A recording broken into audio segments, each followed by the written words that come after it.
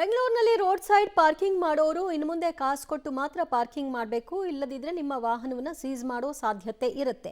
ಈ ಸುದ್ದಿಯನ್ನು ನೀವು ಒಮ್ಮೆ ಗಮನಿಸ್ಕೊಳ್ಳಿ. ಈಗ ಪ್ರಾಥಮಿಕ ಹಂತಕವಾಗಿ ಒಂದು 3 ಕಡೆಗಳಲ್ಲಿ ಆರಂಭ ಮಾಡ್ತೀವಿ ಅಂತ ಹೇಳಿದ್ರು. ಅದರಂತೆ ಅದು ಜಾರಿಗೆ ಬರ್ತಾ ಇದೆ. ಬೆಂಗಳೂರಿನಲ್ಲಿ ಮತ್ತೆ ಪೇ ಆ್ಯಂಡ್ ಪಾರ್ಕಿಂಗ್ ನಿಯಮ.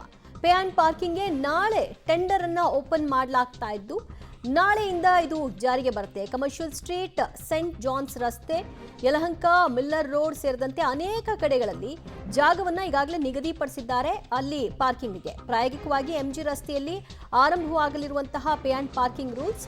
ಇನ್ನು ಮುಂದೆ ಸಿಕ್ತು ಜಾಗ ಅಂತ ಹೇಳಿ ಗಾಡಿ ನಿಲ್ಲಿಸಿ ಹೋಗಿ ಒಂದು 5 ನಿಮಿಷ ಬಂದ್ಬಿಡೋಣ ಅಂತ ಏನಾದರೂ ಅಂದ್ಕೊಂಡು ಹೋದರೆ ನಿಮ್ಮ 2 ವೀಲರ್ ಆಗಿರಲಿ ಅಥವಾ 4 ವೀಲರ್ ಆಗಿರಲಿ ಗಂಟೆಗೆ ಇಷ್ಟು ಅನ್ನುವಂತಹ ನಿಯಮವನ್ನು ಫಿಕ್ಸ್ ಮಾಡಿದ್ದಾರೆ. ಅದರಂತೆ ಹಣವನ್ನು ಪಾವತಿ ಮಾಡಬೇಕಾಗತ್ತೆ. ನೀವು ಯಾರೂ ಇಲ್ಲ, ಯಾರೂ ನೋಡಲ್ಲ ಅಂತ ಹೇಳಿ ನೀವು ಗಾಡಿ ಹಾಕಿ ಹೋಗಿದ್ರೂ ಕೂಡ ನಿಮ್ಮ ಕಾರು ಅಥವಾ 2 ವೀಲರ್ನ ನಂಬರಿಗೆ ನೋಟಿಸ್ಗಳು ಬರುತ್ತೆ. Be careful. ಈ ನಿಯಮವನ್ನು ಈಗಾಗಲೇ ಜಾರಿಗೆ ತರಲಾಗಿದೆ. ಅದು MG ರೋಡ್ನಲ್ಲಿ ಈಗ ನಾಳೆಯಿಂದ ಆರಂಭ ಆಗುತ್ತೆ ಅಂತ ಟೆಂಡರ್ ಕರೆದಿದ್ದಾರೆ. ಟೆಂಡರ್ ಪ್ರಕ್ರಿಯೆ ಎಲ್ಲ ಪೂರ್ಣವಾದ ನಂತರದಲ್ಲಿ ಅಧಿಕೃತವಾಗಿ ಇದು ಜಾರಿಗೆ ಬರುತ್ತೆ. ಇಲ್ಲಿಯವರೆಗೂ ಮಾಡ್ಕೊಂಡು ಹೋದ ಹಾಗೆ ಇನ್ನು ಮುಂದೆ ನಡೆಯಲ್ಲ ಅಂತ GBA ಕಮಿಷನರ್ ಅವರು ಹೇಳ್ತಾ ಇದ್ದಾರೆ. ಸ್ಟ್ರಿಕ್ಟ್ ರೂಲ್ಸ್ನ ಫಾಲೋ ಮಾಡಲೇಬೇಕಾಗತ್ತೆ. ಬಹುತೇಕರು ಈ ಸಮಸ್ಯೆ ಮಾಡ್ತಾ ಇದ್ರು. ಎಲ್ಲೆಲ್ಲೋ ಪಾರ್ಕಿಂಗ್ ಮಾಡಿ ಹೋಗೋದು, ಬೇರೆ ವಾಹನಗಳ ಓಡಾಟಕ್ಕೂ ಕೂಡ ಕಿರಿಕಿರಿ ಆಗ್ತಾ ಇತ್ತು, ಟ್ರಾಫಿಕ್ ಜಾಮ್ ಆಗ್ತಾ ಇತ್ತು.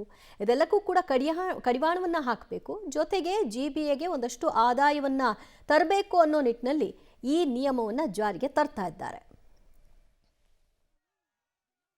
ಟೆಂಡರ್ ಕರೆದಿದ್ದಾರೆ. ಅದು ಈಗ ಸೆಂಟ್ರಲ್ನಲ್ಲಿ ಅವರು ನಾಳೆ ಬಿಡ್ ಓಪನ್ ಮಾಡ್ತಾರೆ. ಅದರ ಆಧಾರದ ಮೇಲೆ ಗೊತ್ತಾಗ್ತದೆ ಎಷ್ಟು ಕೇಸಸ್ಸು.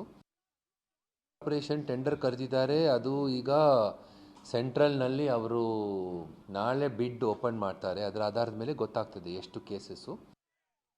ಆಪರೇಷನ್ ಟೆಂಡರ್ ಕರೆದಿದ್ದಾರೆ. ಅದು ಈಗ ಸೆಂಟ್ರಲ್ನಲ್ಲಿ ಅವರು ನಾಳೆ ಬಿಡ್ ಓಪನ್ ಮಾಡ್ತಾರೆ. ಅದರ ಆಧಾರದ ಮೇಲೆ ಗೊತ್ತಾಗ್ತದೆ ಎಷ್ಟು ಕೇಸಸ್ಸು. ಮತ್ತಷ್ಟು ಮಾಹಿತಿ ಕೊಡ್ತಾರೆ ನಮ್ಮ ಪ್ರತಿನಿಧಿ ಪವಿತ್ರ ಕಡ್ತಲ. ಪವಿತ್ರ, ಈಗ ಟೆಂಡರ್ ಕರೆದಿದ್ದಾರೆ ಅಂದರೆ ಟೆಂಡರ್ ಪ್ರಕ್ರಿಯೆ ಎಲ್ಲ ಪೂರ್ಣ ಆಗಲಿಕ್ಕೆ ಎಷ್ಟು ಸಮಯ ಆಗಬಹುದು? ಹಾಗಾದರೆ ಇದು ಜಾರಿ ಯಾವತ್ತಿಂದ ಅಂತ ಅನ್ಕೋಬಹುದು?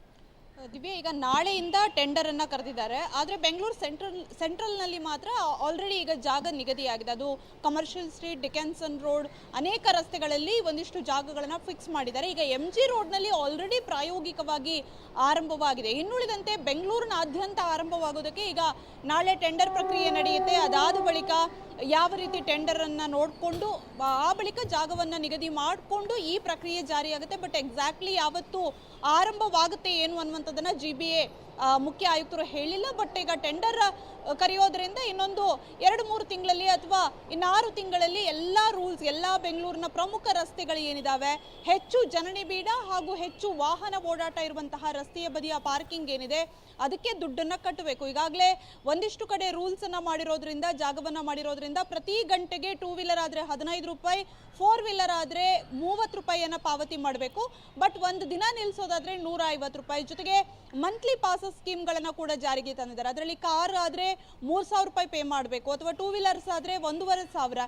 ಈ ರೀತಿ ದರವನ್ನ ನಿಗದಿ ಮಾಡಿದ್ದಾರೆ. ಒಂದ್ ಕಡೆ GBA ಹೇಳ್ತಾ ಇರುವಂತದ್ದು ಟ್ರಾಫಿಕ್ ನಿರ್ವಹಣೆ, ಜೊತೆಗೆ ಬೆಂಗಳೂರಿನಲ್ಲಿ ಎಲ್ಲೆಂದ್ರಲ್ಲಿ ಪಾರ್ಕಿಂಗ್ಗೆ ಶಿಸ್ತೇ ಇಲ್ಲ. ಹಾಗಾಗಿ ಈ ರೂಲ್ಸ್ ಅನ್ನ ಜಾರಿಗೆ ತಂದ್ರೆ ಪಾರ್ಕಿಂಗ್ ಶಿಸ್ತು ಆಗುತ್ತೆ ಅನ್ನುವಂಥದ್ದು. ಬಟ್ ಅದರಿಂದ ಸುಮಾರು 16 ಕೋಟಿಯಷ್ಟು ಬೊಕ್ಕಸಕ್ಕೆ ಆದಾಯ ಕೂಡ ಬರುತ್ತೆ. ಹಾಗಾಗಿ ಈ ಪ್ಲಾನ್ ಅನ್ನ ಮಾಡ್ಕೊಂಡಿದೆ. ಸೊ ಯಾವ ರೀತಿ ರೂಲ್ಸ್ ಬರುತ್ತೆ ಏನು ಅನ್ನುವಂಥದ್ದು ನೋಡಬೇಕು. ಇನ್ನೊಂದು ಕಡೆ ವರ್ಚುವಲ್ ಆಗೂ ಕೂಡ ಸ್ಲಾಟ್ ಅನ್ನ ಬುಕ್ ಮಾಡೋದಕ್ಕೆ ಅವಕಾಶವನ್ನ ಕೊಡ್ಬೋದು. ಆ ರೀತಿಯ ಒಂದಿಷ್ಟು ಆಯ್ಕೆಗಳನ್ನ ಕೂಡ ಜನರಿಗೆ ಕೊಡ್ತೀವಿ ಅಂತ ಹೇಳ್ತಾ ಇದ್ದಾರೆ.